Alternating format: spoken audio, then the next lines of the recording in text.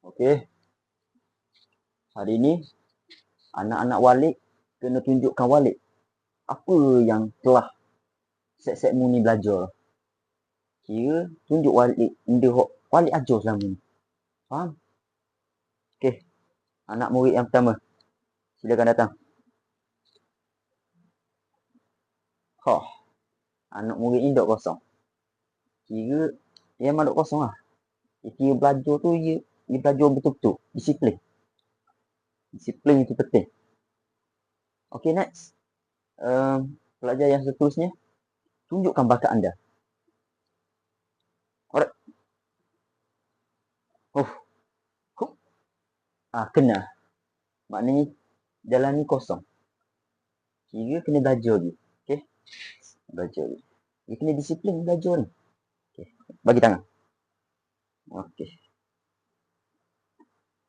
Jatuh. Maknanya kurang dah. Ni kosong. Kalau ada ni, kalau belajar disiplin sungguh, kira dia jatuh. Sekali lagi. Walid bagi peluang. Okey. Jatuh. Maknanya kurang disiplin dah ni. Ni kosong. Kena belajar lagi. Okey.